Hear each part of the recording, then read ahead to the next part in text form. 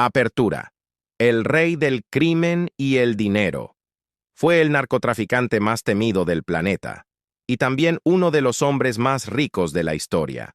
Pablo Emilio Escobar. Gaviria no era solo un criminal, era un imperio ambulante de dinero, poder y lujo descomunal. Se estima que, en su mejor momento, ganaba más de $70 millones al día. Sí, cada 24 horas, su fortuna crecía más de lo que muchos multimillonarios acumulan en una década. Y con ese dinero, no construyó solo riqueza, construyó un mundo paralelo, un reino donde el lujo, la violencia y el poder se mezclaban sin límites. Este es el relato del lujo más peligroso del mundo, el de Pablo Escobar, las fortalezas del poder, las mansiones de Escobar.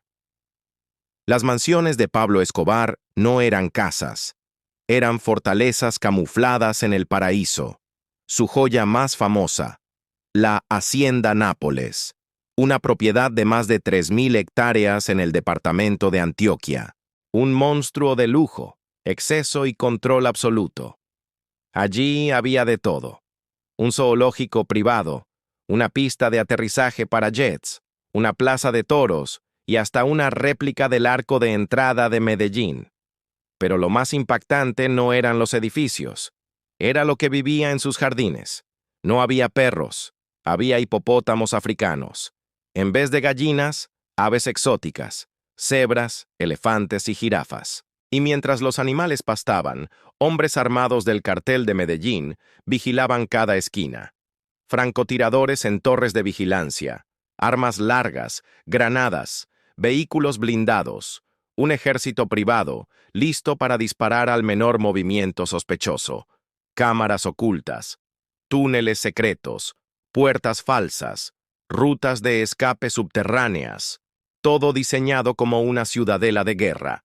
Y no era la única. En Medellín, en Envigado, incluso en Miami Beach, Escobar poseía mansiones con piscinas de mármol importado, salas de cine privadas, dormitorios blindados y esculturas de oro. Sus casas no eran hogares, eran templos del exceso y trincheras de guerra, porque para Pablo Escobar, el lujo y la violencia no eran opuestos, eran parte del mismo menú. El Señor de los Cielos, su flota aérea y marítima. Pablo Escobar no necesitaba boletos de avión. Él tenía su propia aerolínea secreta. En su apogeo, controlaba más de 15 aviones privados. Entre ellos, Learjets ejecutivos, un Boeing 727 modificado y hasta un helicóptero Bell 206 que usaba para escapar. Cada aeronave era un arma voladora, asientos de cuero, compartimientos ocultos, tecnología avanzada.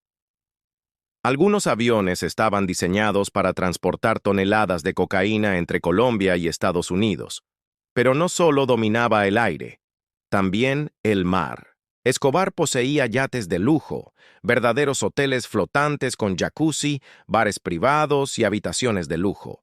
Los usaba para fiestas secretas con políticos, modelos y socios del cartel, pero también para el negocio. Algunos yates tenían compartimientos falsos bajo los pisos, diseñados para esconder cocaína y moverla por el Caribe sin ser detectados. Y aún más extremo, mini submarinos caseros. Construidos en los manglares de Colombia, estos sumergibles transportaban miles de kilos de droga hacia Estados Unidos, como fantasmas bajo el agua.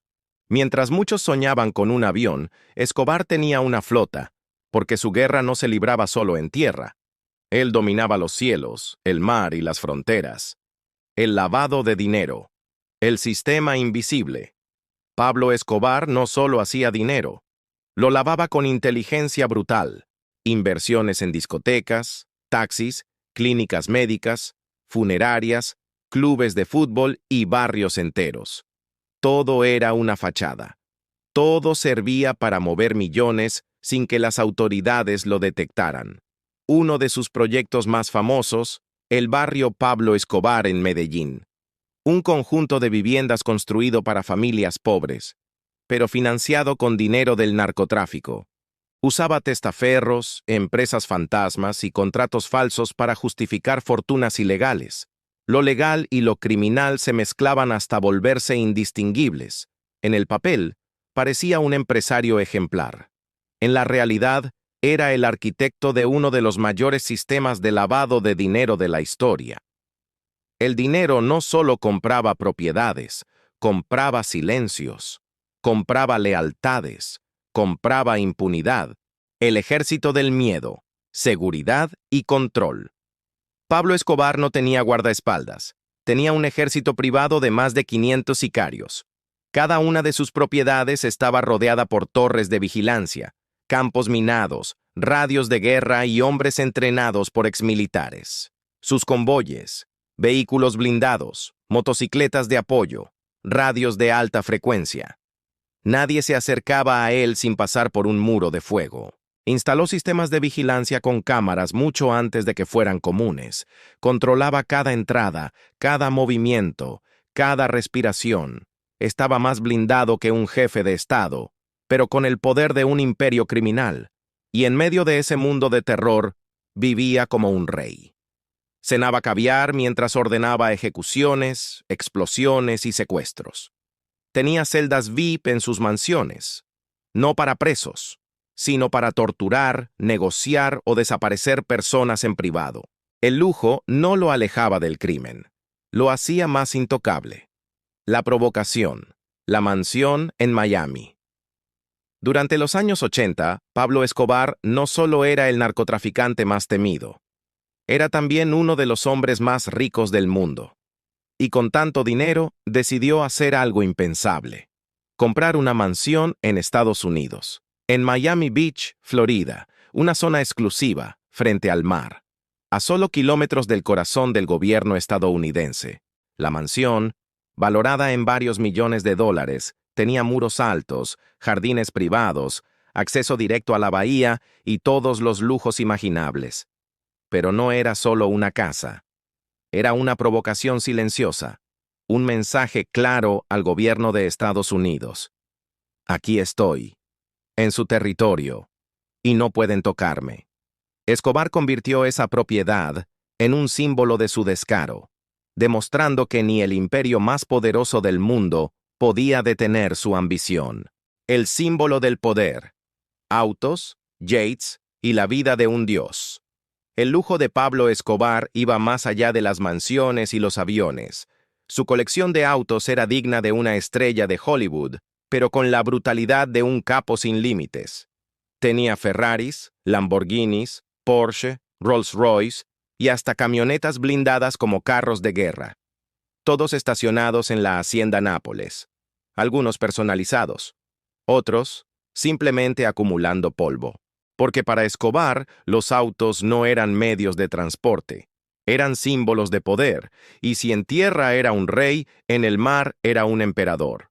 Sus yates no solo servían para placer, eran parte de su operación criminal. Fantasmas en alta mar, moviendo millones sin levantar sospechas.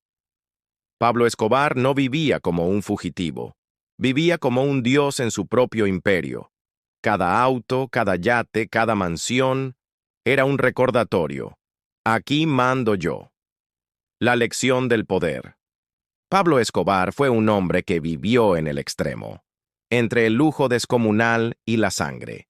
Construyó un imperio sobre el crimen, y lo disfrazó de filantropía, de poder, de gloria. Pero su historia no es de admiración, es una advertencia. Porque cuando el dinero, el poder y la impunidad se juntan, el resultado es un mundo fuera de control. Esta fue la vida lujosa y sangrienta de Pablo Escobar.